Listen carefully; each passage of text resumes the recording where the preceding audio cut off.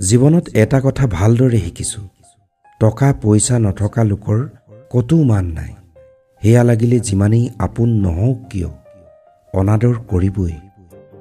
তেওঁলোকৰ বাবেই সদায় হাঁহিবলৈ শিকি লোৱা, যিয়ে সদায় তোমাৰ দুখ হোৱাটোৱেই কামনা কৰে। দুদিনৰ চিনাকিতে কাকো ভাবি নল'ব যে জীৱন জুৰি সংগী হ'ব বুলি। এইখন স্বাৰ্থৰে পৰিপূৰ্ণ পৃথিৱী হয়। ইয়াত বেছিভাগেই টাইম পাছ কৰে, নতুন কাৰোবাক লগ পালে পুৰণিক পাহৰি যায়। আমি কেতিয়াবা কাৰোবাৰ বাবে প্ৰয়োজনতকৈ বেছি সময় অযথা চিন্তা কৰিয়ে পাৰ কৰোঁ, কিন্তু তাৰ পৰিৱৰ্তে এক মুহূৰ্তৰ বাবেও সেইজন ব্যক্তিয়ে আমাক চিন্তা নকৰে। এই বুলি অহংকাৰ নকৰিবা যে মোক কাৰোৱেই প্ৰয়োজন নাই, আৰু এই বুলিও আশা নকৰিবা যে প্ৰয়োজনৰ সময়ত আপোনাক কোনোবাই লগ দিব। মানুহে খালত তেতিয়ালৈকে নপৰে যেতিয়ালৈকে নিজে উজুতি নাখায়।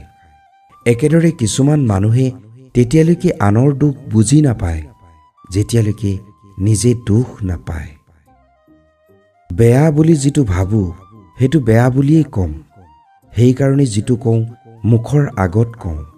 আনৰ দৰে মুখত মিঠা মাত আৰু মনত বেয়া ভাৱ লৈ থকা বিধৰ মই নহয়।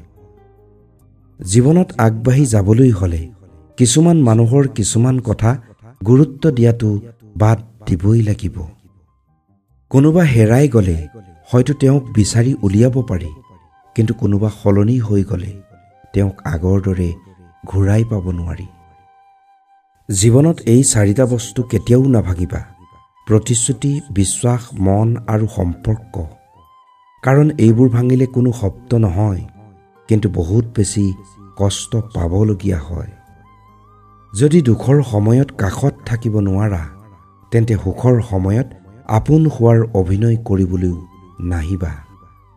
ডাঙৰ সপোন দেখিবলৈ সাহস লাগিব বন্ধু, আৰু দিঠকত পৰিণত কৰিবলৈ কৰ্ম কৰিবই লাগিব। যিটো বয়সত ধনী ঘৰৰ ল'ৰাই গাড়ী মটৰ লৈ প্ৰেমত পৰি হাবুডুবু কৰে, সেইটো বয়সত দুখীয়া মধ্যবিত্ত ঘৰৰ ল'ৰাই নিজৰ উপাৰ্জনৰ ধনেৰে ঘৰৰ দায়িত্ব লয়। স্বভাৱ চৰিত্ৰ এনেকুৱাকৈ গঢ়িবলৈ চেষ্টা কৰা যাতে ৰাস্তাইদি অকলে যোৱা ছোৱালীজনী তোমাক দেখি ভয় নহয়, আগুৱাবলৈ সাহস পায়। এই পৃথিৱীত ইমানবোৰ জীৱৰ ভিতৰত কেৱল মানুহেই ধন সম্পত্তি গঢ়ে, কিন্তু কেৱল মানুহৰ বাহিৰে আন সকলো জীৱ তেনেকৈ সুখী যেন লাগে। কোনো মানুহে যেতিয়া কাৰোবাক প্ৰশংসা কৰে তেতিয়া খুব কম সংখ্যক লোকেহে বিশ্বাস কৰি লয়, কিন্তু যেতিয়া কাৰোবাক বদনাম কৰে তেতিয়া সকলোৱে বিশ্বাস কৰি লয়। কেতিয়াও প্ৰতিশোধ লোৱাৰ কথা নাভাবিবা। ইতিহাস সাক্ষী আছে, কোনোবাই তোমাক বিনা কাৰণত কষ্ট দিলে এদিন নহয় এদিন ইয়াৰ শাস্তি তেওঁ ভুগিবই, আৰু নিজৰ ভুলৰ বাবে অনুতপ্ত হ'বই।